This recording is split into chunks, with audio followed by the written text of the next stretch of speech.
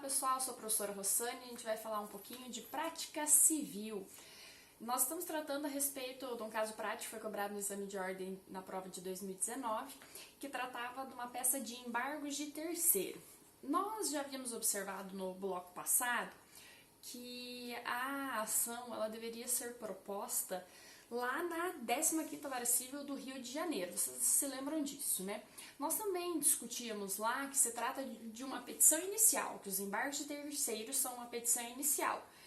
A propositura seria na 15ª Vara Civil da cidade do Rio de Janeiro. Por quê? Porque o imóvel, né, a discussão sobre a penhora daquele imóvel, né, conforme consta no caso prático, ela estava acontecendo lá na 15ª Vara Civil da cidade do Rio de Janeiro, em que pese as demais discussões que envolvem as questões de competência, como eu havia falado para vocês, da possibilidade de ser deprecado o ato, nessa hipótese, os embargos de terceiro deveriam ser propostos no juízo deprecado, não é o nosso caso aqui, tá? A respeito da nossa petição, a gente deve se atentar para o fato de que se trata de uma petição inicial. Eu já havia dito isso para vocês no vídeo passado, né, no bloco anterior, mas o que eu gostaria de chamar mais a atenção de vocês é o seguinte: eu preciso que esta ação ela seja acompanhada de todos os documentos indispensáveis para a propositura de uma petição inicial, inclusive de procuração.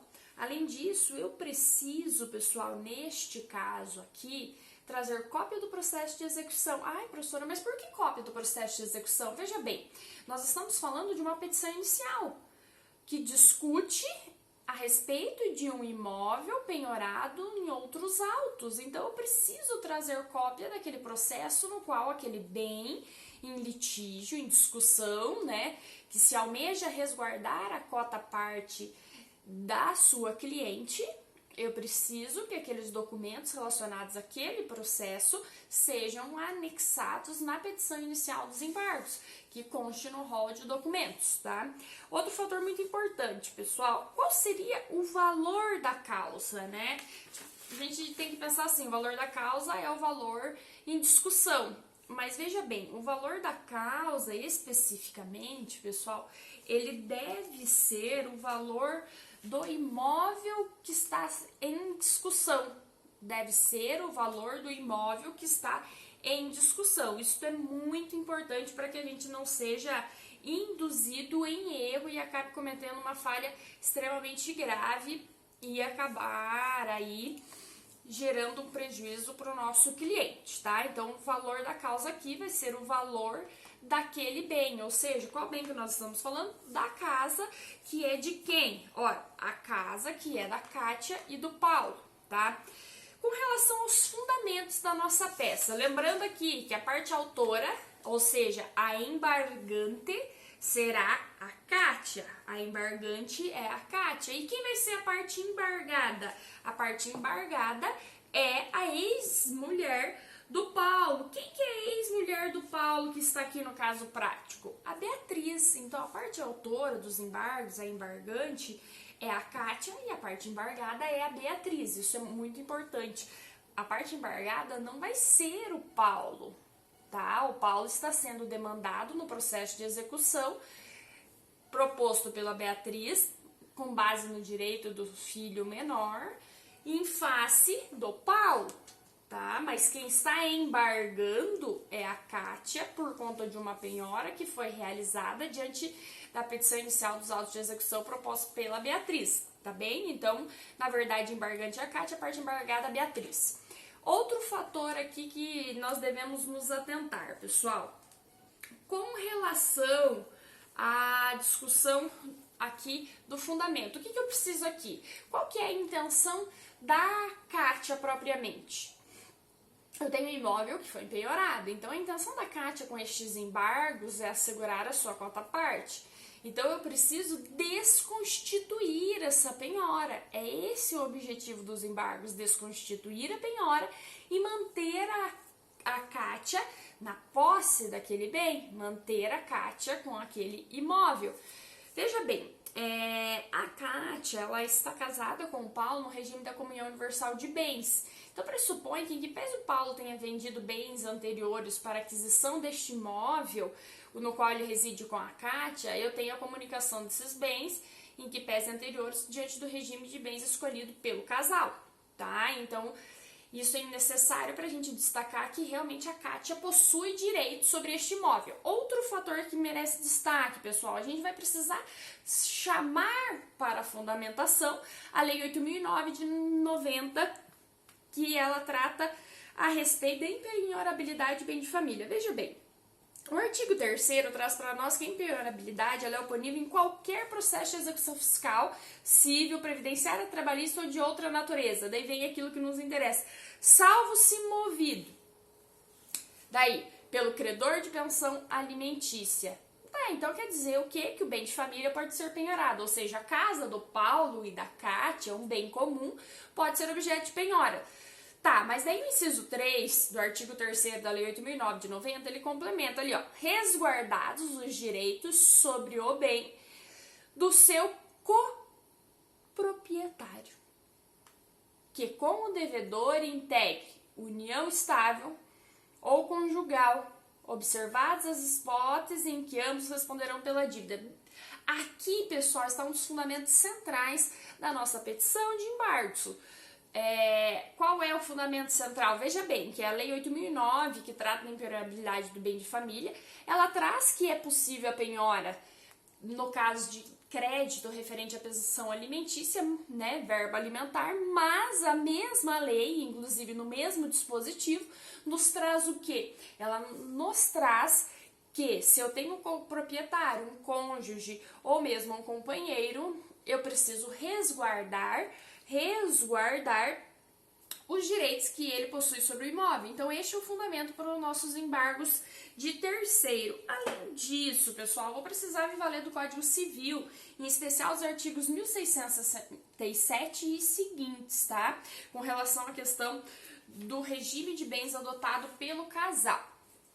O que mais que é importante destacar aqui, pessoal? Que se trata de um bem indivisível, que não é possível eu fazer a divisão física deste imóvel, por isso que a penhora deve ser afastada, tá? Deve ser afastada, resguardando-se o direito da Kátia, pois é o único imóvel do casal utilizado para moradia. Tá? Por que vai afastar a penhora, professora? Pois tem a cota parte do Paulo. Veja bem, vai afastar por conta deste fundamento que eu disse para vocês, que se trata de um bem com impossibilidade de divisão física, de divisão fática do imóvel, né? Porque é uma residência. Então, por isso que nós vamos também pleitear que seja afastada a penhora. O que também é importante neste caso aqui, pessoal? Que ainda que a Kátia, isso deve constar na nossa petição, para ficar bem claro, conhecimento a respeito da legislação e das súmulas também. Ainda que a Kátia, vou abrir aqui para vocês a súmula do STJ, ainda que a Kátia seja citada no processo de execução, pessoal, por conta do seu direito como cônjuge, do seu direito à ameação daquele bem, do seu direito naquele imóvel que foi penhorado, ainda que ela seja citada no processo de execução, ela poderá interpor embargos, tá? Mesmo que ela seja citada, ela poderá interpor embargos. Lembrando que eu tenho que me ater aos prazos que nós já comentamos na aula passada, né? Olha o que diz a súmula 134 da STJ. Embora intimado da penhora em imóvel do casal, o cônjuge do executado pode opor embargos de terceiro para defesa de sua ameação. Então, em que pese o cônjuge seja intimado da penhora, tenha tomado conhecimento, nos autos de execução ele tem direito de se manifestar por meio de embargos para propor a defesa, né, em razão da ameação que lhe é assegurada pela legislação. Professora, tem mais alguma coisa que é importante eu discutir nesses embargos? Veja bem, eu preciso, nestes embargos, requerer nos meus pedidos o quê? A ineficácia da penhora. Eu preciso requerer a ineficácia da penhora com relação à ameação da Kátia. Com base em que eu vou requerer essa ineficácia da penhora? A gente já citou a Lei 8.009 de 90, já destacou a questão de impossibilidade de divisão fática, mas outro fator necessário para que nós possamos requerer a ineficácia da penhora com relação à ameação da Kátia é a necessidade de demonstração de prova da propriedade e da posse. Então, eu preciso demonstrar nestes autos de embargo de terceiro a prova da propriedade e também da posse, tá? E, por óbvio, da qualidade de terceiro da Kátia. Professora, mas aonde que eu encontro isso na legislação? Veja bem, pessoal, a questão desses elementos, ela vai estar lá no Código de Processo Civil e eu chamo a atenção de vocês para o artigo 678, que diz lá que a decisão que reconhecer suficientemente provado o domínio ou a posse determinará a suspensão das medidas constritivas sobre os bens litigiosos objetos dos embargos, bem como a manutenção ou a reintegração provisória da posse do embargante ao houver requerido, tá? O juiz poderá condicionar a ordem de manutenção e reintegração provisória da posse, a prestação de caução para o requerente, ressalvada a impossibilidade da parte economicamente hipossuficiente. Veja lá, pessoal, aqui nós temos que a decisão do juiz poderá determinar, né, a suspensão dessas medidas que foram, né, constritivas com relação aos bens e trazer a possibilidade de manutenção. O pedido ele vai tomar por base o artigo 678, ou seja, a manutenção na propriedade e na posse do imóvel. Perdão.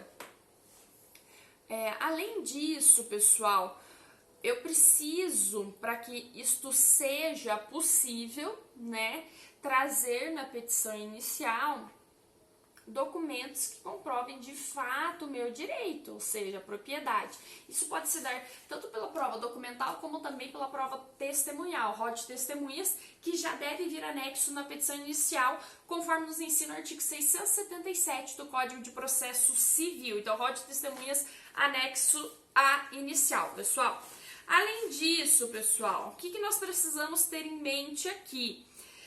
O pedido também, pessoal, deve se ater à desconstituição da penhora e também o quê? Ou seja, eu preciso requerer o julgamento do mérito, isso deve constar nos pedidos, tá? Não dá para eu fazer só o pedido de desconstituição da penhora e ficar num limbo jurídico, tá bem? Eu preciso apresentar este pleito, tá? E o valor da causa, que vai ser o valor do imóvel, ou seja, da casa em litígio. Aqui diz, ó, no artigo 681, acolhido o pedido inicial, o ato de constrição judicial indevida será cancelado com o reconhecimento do domínio, da manutenção da posse ou da reintegração definitiva do bem ou do direito ao embargante, que é exatamente aquilo que o pedido da Kátia almeja, né? Manutenção dela na posse do bem, tá? Com relação aos demais ponderamentos a respeito dos embargos de terceiro, eu sugiro que vocês efetuem a leitura atenta do artigo 674, do parágrafo 1º, parágrafo 2º, que trata a respeito da legitimidade, que diz quem é o terceiro, aquilo que nos diz respeito, inciso 1, cônjuge, companheiro, quando defende a posse de bens próprios ou de sua ameação, ressalvado exposto no artigo 843, tá? Além disso, pessoal, tem mais alguma disposição que vale a pena a gente se atentar? Eu destaco para vocês a necessidade de dar uma olhadinha em algumas jurisprudências que eu acredito que são realmente bem interessantes para o nosso caso concreto. Aqui eu destaco para vocês alguns julgados. Estou abrindo aqui. Há uma infinitude de decisões, mas eu colacionei algumas que eu julgo interessantes para vocês aqui, tá? Eu gostaria que vocês dessem uma olhada numa decisão do Tribunal de Justiça de São Paulo, que trata sobre a regra geral do prazo, dos embargos, algumas coisas que a gente já tinha discutido na aula passada, né? E aqui eu gostaria que vocês efetuassem a leitura do processo número 100.8648, numeração do CNJ, né, traço 10.2017.8.26.0566, tá? Além desse julgado, tem mais um outro processo que eu acredito que seja bem interessante para que vocês efetuem a leitura aqui, tá? Vamos dar uma olhadinha aqui.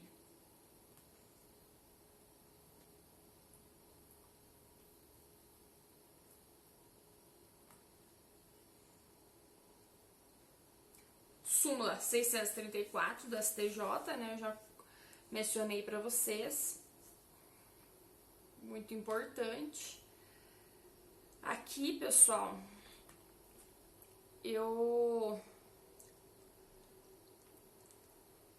acredito que a gente precisa se atentar para as decisões dos tribunais superiores, isso em qualquer petição, principalmente quando nós falamos a respeito da prova de exame de ordem, de um concurso público qualquer, porque isso vai enriquecer a nossa petição, tá? Aqui eu destaco para vocês, ó, súmula 84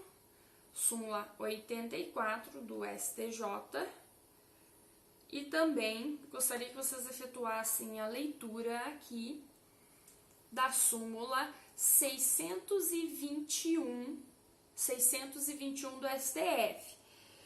Em meio a esse cenário com relação aos embargos, eu gostaria que vocês efetuassem a leitura do recurso extraordinário 119.937. 119.937 é um recurso extraordinário já não tão recente, mas matéria bem interessante para elucidar a discussão aqui e enriquecer o conteúdo, tá? Pessoal, eu agradeço na aula de hoje, gostaria que vocês dessem um retorno, se inscrevam no canal, deem o like aí para quem gostou e ative o sininho para ficar por dentro das novidades. Obrigada!